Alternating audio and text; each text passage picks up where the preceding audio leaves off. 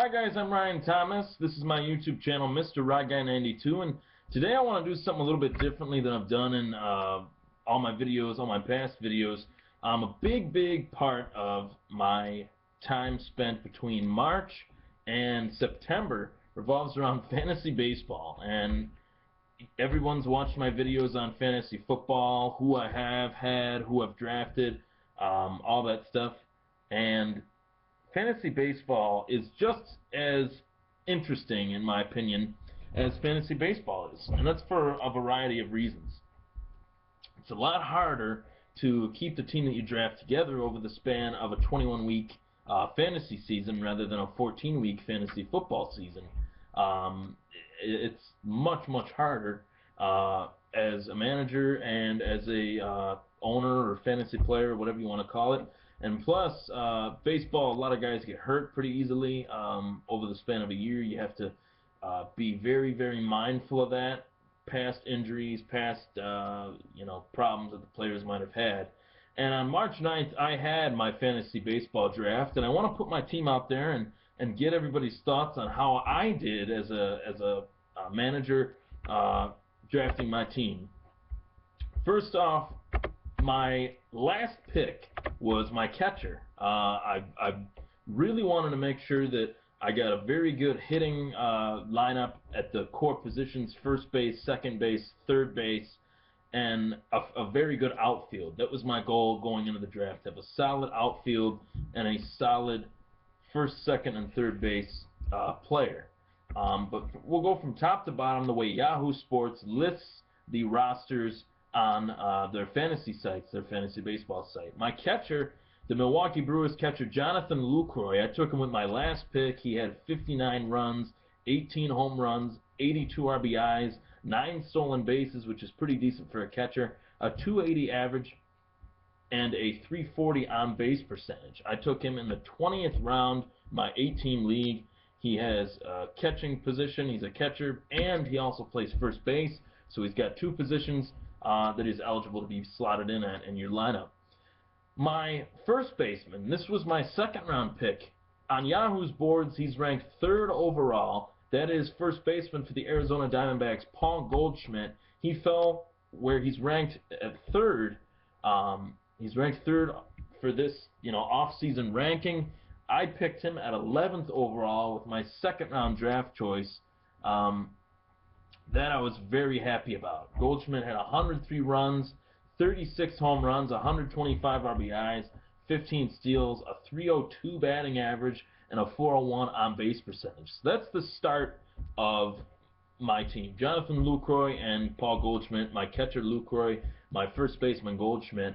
Now, second base was a position that I lacked last year. My finishing second baseman was Aaron Hill. Throughout parts of the year, it was Jose Altuve of the Houston Astros. So I wanted to make sure I got a really good second baseman, one of the top ones, whether it was Kipnis, Pedroia, or Matt Carpenter. Pedroia got taken pretty early in the second round. That was the guy that I really wanted. I'm a huge Red Sox fan. He is picked, so he's out for me. And then after that point, Jason Kipnis was out for me. But a guy that I really wanted out of those three was the St. Louis Cardinals third baseman, Matt Carpenter. He plays second base and third base. He's got both of those positions. He's eligible to be slotted in your lineup. He's owned by he's started by 96% of league managers, and he's owned by 99% of league managers. He's a hot commodity. He had a breakout year last year, hitting 126 runs, driving in 126 runs, hitting 11 home runs, 78 RBIs, only 3 stolen bases, but his average was what really shot out to me. He hit 318 with a 392 on-base percentage, and last year he had first base and outfield positions on his added to his name, but he loses those positions due to Matt Adams being the first baseman and a retooling of the outfield for the Cardinals this offseason. So I got Lucroy, Goldschmidt, and Carpenter. My third baseman, a guy that I wanted very badly last year, but I was unable to get as he was picked a few picks before me. Third baseman David Wright from the New York Mets. Wright is still the cornerstone of the New York Mets. whether they have Matt Harvey or Zach Wheeler or Travis d'Arnaud or Ike Davis. The main Curtis Granderson, a new signing for the Mets.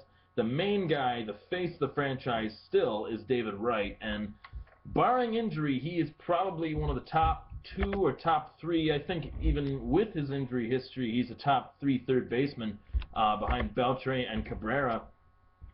Last year, he drove in 63 runs, 18 home runs, 58 RBIs, and 17 stolen bases. He hit .307 with a .390 on-base percentage. That's pretty good for a guy that missed quite a few games last year due to another injury. That I am not sure. I think it was a calf or shin injury, some sort of leg injury that he had last year. And even though he still, has had his injury problems, I was willing to take a chance on him there. I thought that the majority of the teams that I've had in the past have lacked that cornerstone, hot corner third baseman, and David Wright is just that. My shortstop, now this was a position that kind of fell by the wayside. The top ones like Jose Reyes, Troy Tulowitzki, Hanley Ramirez, those guys are rated inside the first 3 rounds, so I knew with the picks that I made, I wasn't going to be able to get one of those guys. I passed on all those guys for a variety of reasons, more so because of their injury history. I was not going to take one. The one shortstop that I really wanted was gone pretty early as well. I can't even think of who that was, come to think of it. But the shortstop I ended up taking was the San Diego Padres shortstop Everth Cabrera, and he was hit with a 50-game suspension last season due to his relations to the Biogenesis scandal. His name was listed on that report, and before that happened, he was putting in a top 40 overall player performance. He was ranked top 5 in the position before the suspension. So he's rated as a top 5 shortstop, and where I drafted him, I was pretty happy with where I got him. I think I got him in the 16th round out of 20. Might have been even later than that. He started by 83% of leagues, which is a high number, and I'm pretty sure he is owned by over 90%.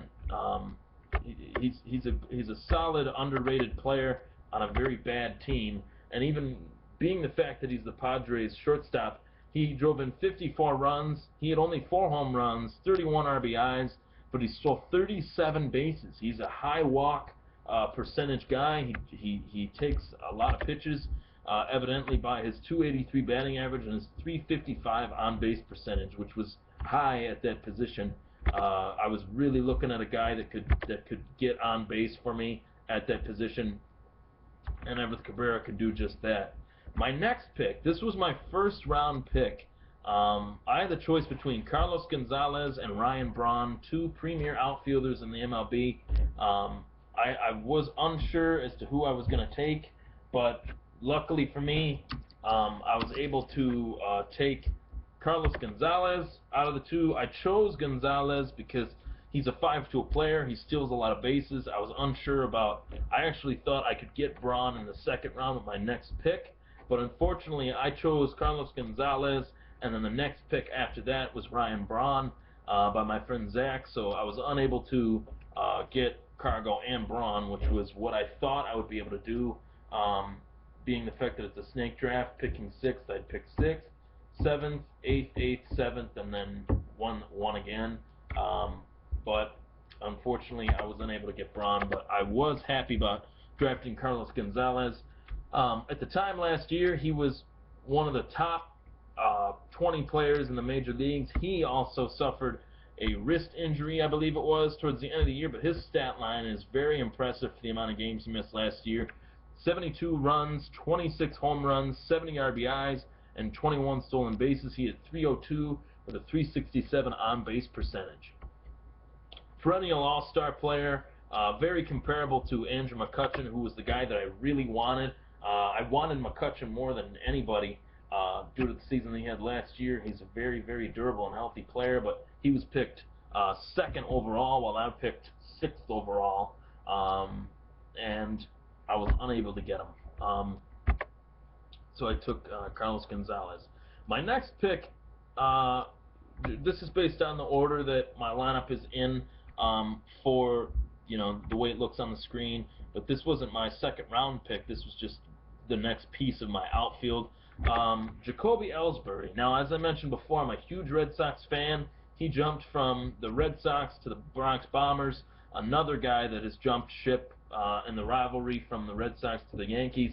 I was very, very hesitant about taking him. I had Steven Strasburg on my player queue right before that pick. Right before as I was waiting to pick, and as I was waiting to pick, the guy that was on the clock took Strasburg. So I thought the next best option here is to get a good compliment from Carlos Gonzalez, and I can't really think of a better one than Jacoby Ellsbury. He is the most similar to Mike Trout as an outfielder than anybody else that is in the major leagues. They have the same type of pedigree. Ellsbury doesn't hit for power as much as Trout does, but he can get on base and he can steal a crap ton of bases. Last year I owned him, and last year he did kind of let me down towards the end of the year, getting hurt. He hit 92 runs, drove in 92 runs, hit 9 home runs, as I mentioned earlier, a lack of power there. 53 RBIs, 52 stolen bases, a 298 hitter, and a 355 on-base percentage. Again, I got another guy that can hit close to 300. 52 stolen bases. What else can you say about that? He led the league in stolen bases yet again. Was able to leave the Red Sox and get that 7-year, $152 million contract with an option for the next year. It could potentially be it could be a potentially 8-year, $169 million contract, which many analysts and journalists in baseball were saying that was overpaid. But he is a great player, and I think that short right field in Yankee Stadium will help his power numbers. I could see him hitting possibly 15 to 20, maybe somewhere in the 20 to 25 range if he can get on a hot streak at some point during the year. So he was a guy that I was happy to have. Carlos Gonzalez and Jacoby Ellsbury fill out my outfield so far. My next outfielder that I picked, this guy is a definite favorite of mine. I owned him as well last year. San Francisco Giants outfielder Hunter Pence. Pence is a guy that is one of those old-fashioned type players. He's an old-school player. You know what you can get out of him. You know you're going to be able to get 25 to 30 home runs every year. 90 runs, 99 RBIs. He had 91 runs, 27 home runs, 99 RBIs. Again, 22 stolen bases, a 283 batting average, and a 339 on-base percentage. He's an all-around great player, a guy that I know I can rely on, and a guy that I definitely won't trade for anything. I don't think I could have gotten much better of an outfield than that. Carlos Gonzalez, Jacoby Ellsbury, Hunter Pence. Where players were drafted, I thought that those three guys really stood out. And a lot of guys were very mad at me when I was able to get Pence in the 7th round with my 53rd overall pick. A lot of guys were like, man, I had him on my queue. I wanted him, this and that. But that's a guy I will never trade for anything. This next pick here, this is a guy I didn't have last year, and this is a guy that I've never had. He's a young player, an up-and-coming player, in my opinion. A guy that has a wide variety of skills in his repertoire. Some can say he is similar to Hunter Pence as well. Justin Upton from the Atlanta Braves. He's B.J. Upton's brother. He was on a hot streak last year in the beginning of the year in April and May, and Atlanta had some great walk-off wins because of him in the April and May months of the season. Sorry about that. And he was able to, finish the year with a great stat line. 94 runs driven in, 27 home runs, 70 RBIs, and 8 stolen bases. He did hit 263, but with a 354 on-base percentage. Now, the average isn't that great. 263 is okay. I'd like to see more steals out of him this year, maybe 15 to 20. That would be a lot better. RBIs, 70, that's okay. The 27 home runs is great, and the runs is really great. In 558 plate appearances, he hit 147 times. That figures to be a 263 batting average. The next outfielder. These guys, Justin Upton was the first of my utility players. I allow 2 utility hitters on my team, or in my league. I'm the commissioner of it. And my next utility hitter, this was a pick that he was a steal for me where I got him. Nelson Cruz, now of the Baltimore Orioles. He was on the Texas Rangers last season. He had a great year in Texas. Camden Yards is not a bad hitter's park, so I expect his numbers to be similar to what they were in Texas. He's a guy that is proven for his power. He is also a guy that generated a lot of interest from the Seattle Mariners over the offseason, but they weren't able to come to terms on a contract, and Baltimore scooped in and picked him up.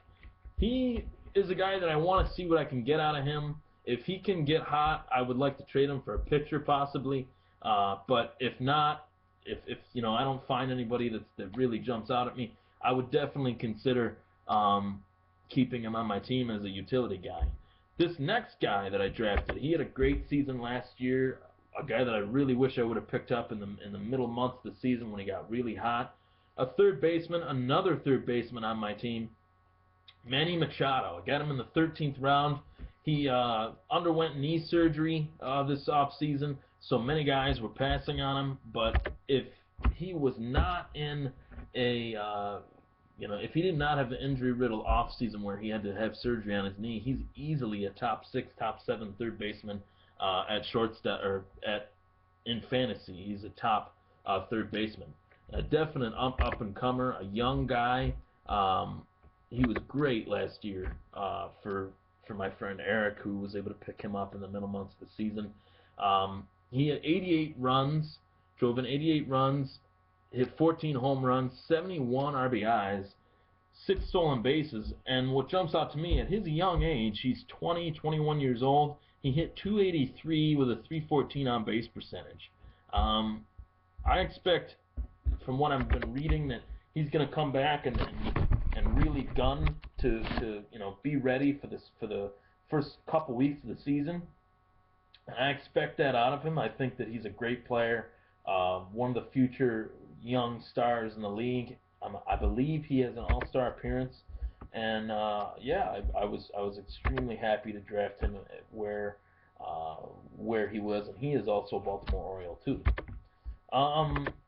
My next pick, this was a utility pick, a guy that I've had before in the middle of the year when I have injuries to a second baseman or a first baseman. I used to have the third base tag, but this is also a New York Met. Daniel Murphy, he plays first and second. He's slotted at those 2 positions of eligibility. He's owned by quite a bit. He started by 63%, but his last season, I believe, is not being noticed at all.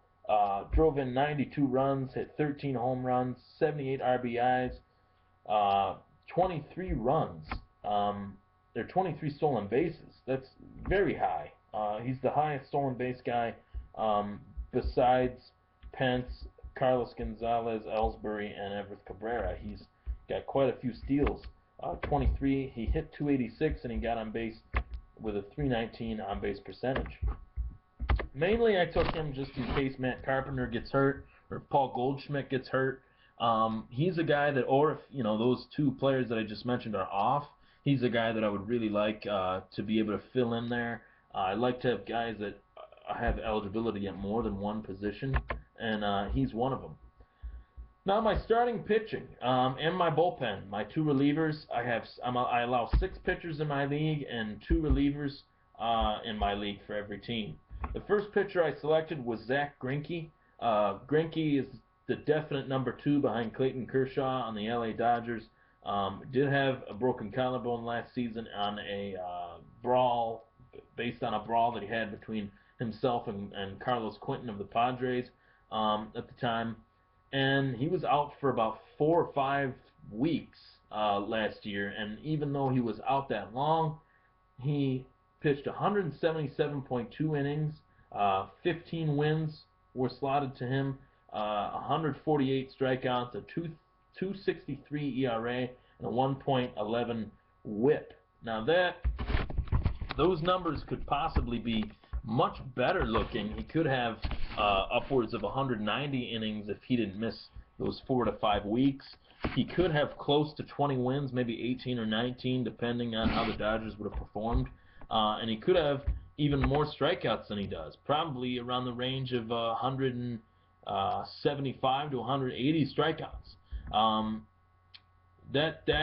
His numbers could have actually been better than that. And even though he was hurt in spades last year, he's a guy that could have really had a even better season. And towards the All-Star break, when he came back, shortly after the All-Star break, towards the months of August and September, he was one of the best pitchers in the major leagues. So that was a guy that I really want to make sure I had. And as I took Carlos Gonzalez in this order, I took Carlos Gonzalez, Paul Goldschmidt, who was my third round pick? I can't even remember. But I took Goldschmidt, Wright, all those guys. It was Ellsbury. Carlos, Goldschmidt, Ellsbury, Wright. Then I took Carpenter. Then I took Greinke. That was a good first pitcher pick there, in my opinion. My second pitcher, Matt Latos. This is a guy that was really reliable for the Cincinnati Reds last year. He threw out 210 innings, 14 wins, 187 strikeouts, a 3.16 ERA, and a 1.21 WHIP. 210 innings by Latos. That's great for the Reds. He is the number 2 on the Reds, behind Johnny Cueto.